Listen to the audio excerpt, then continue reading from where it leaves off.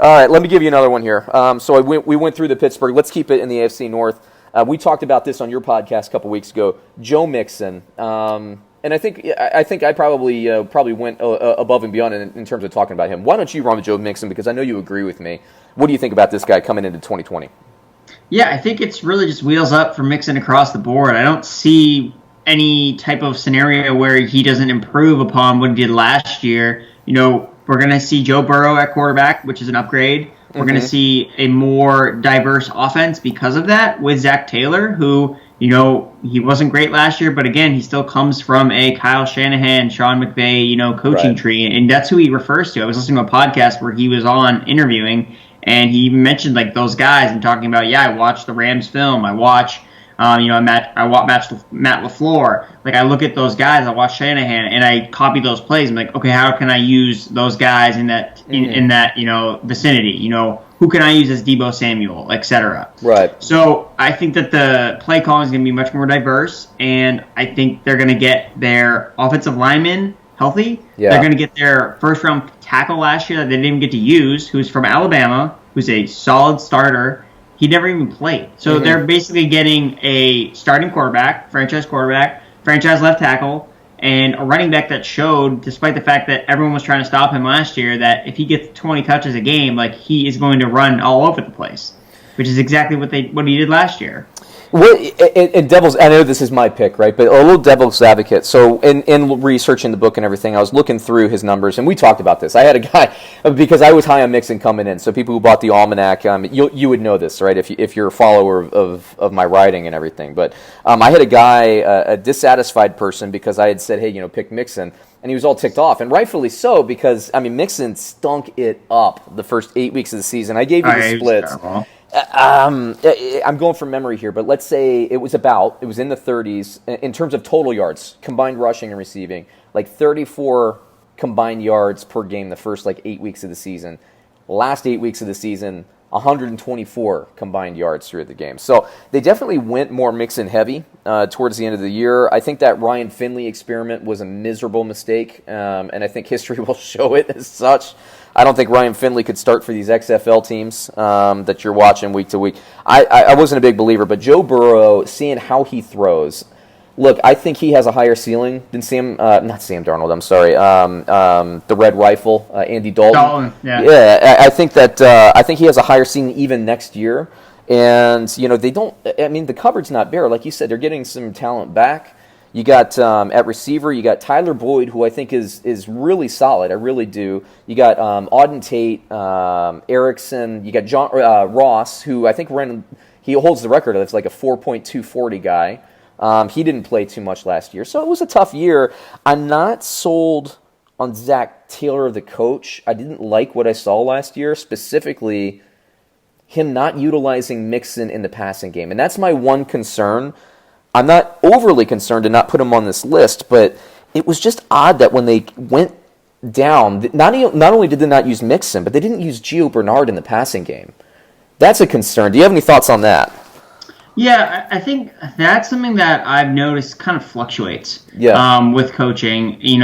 We see coaches start to, I think, kind of overthink things a little bit sometimes, where we saw last year, Todd Gurley, go from being used in the passing game almost all the time to then not being used, whatsoever. Same thing with Ezekiel Elliott.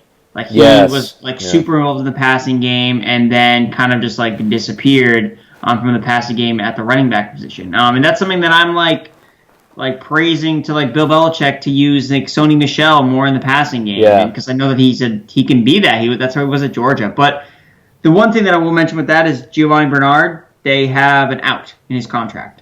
So if they don't want to pay him $5.9 million, which for a backup running back is kind of a lot of money. A backup unutilized running back as well, right? Yeah. Right. So they don't have any attachment to him. He was drafted by, I think Hugh Jackson, whatever. So, they might get rid of Giovanni Bernard. So if that's the case, it just seems like, hey, let's build around Joe Mixon. And we've seen Joe Burrow, work with, one running back. Joe Burrow loved targeting the running back position at college.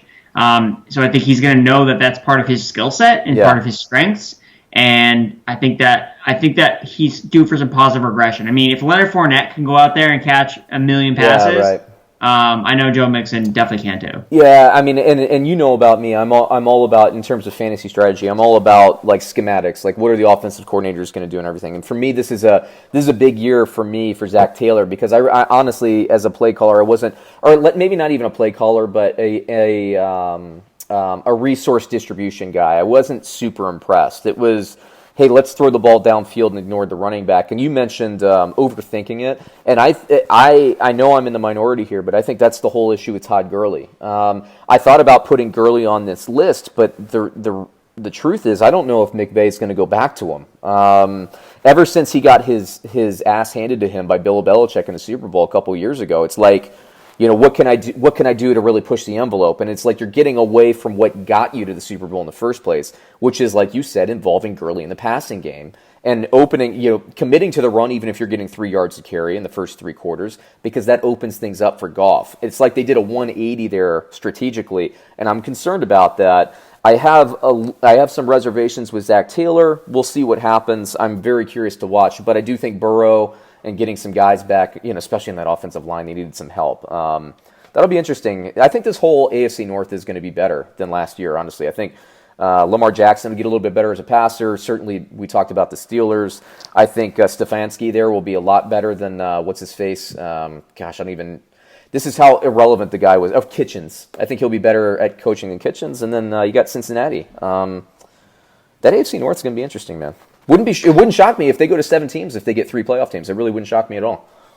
Yeah, no, that'd be crazy. But before we get off that, as Todd Gurley, I'm just going to say I don't think that he's going to be on the Rams in 2020. Really? I think that he's either going to get cut or they're going to trade him. Oh, I think that contract is just a mess, and the way that the Rams are set up, they're like in a win now mode, and I think that there's a really strong potential that he isn't on the team because of financial reasons. So I'll just leave it at that.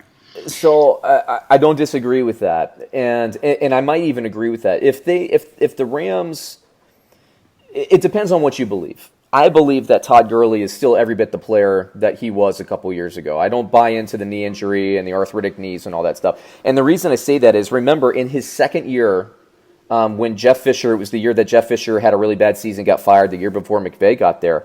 Everybody was talking about Gurley. Is he really that good? Is he a bust? McVay gets there. He explodes statistically in fantasy. And then last year, he had a year very similar to his second year in the league. There's not a lot of difference there. And I see it, when I watch him, I like stats and everything, but I watch these games. He looks like he has every bit the explosion that he had before, but he's not getting the reps. And he's like a volume rep guy. And I've never thought that he was one of the necessarily physically the best running backs in the league. Like I've been saying for years that Nick Chubb in Cleveland is better than Todd Gurley. I don't think anybody would even argue with me now, but a couple years ago they probably would have. But if LA is going to use Gurley the same way next year, or thinks that they will, as they did in 2019, then get rid of him. He's not worth that. Yeah. Get rid of him. Like, why pay him if you're not going to use him? And they're not using him. I don't know that you want to go with Malcolm Brown, though. What's the answer there? Darrell Henderson. Actually, you know what? Like he was pretty good in Memphis. He was a starter there. He was. Like he was above Tony Pollard, right, in the depth chart at Memphis, right? I mean, he's got some talent, but it was weird. He couldn't crack the lineup. It was Gurley and Malcolm Brown. It's like I was kept waiting for him to be involved in the passing game or something as a third down back. Never really happened, though, did it? No, yeah, and we got a strong rookie class of running backs coming in, so it's like there are going to be jobs that are going to be lost, so it's going to happen. It's going to be an interesting year. A lot to keep track of in the offseason.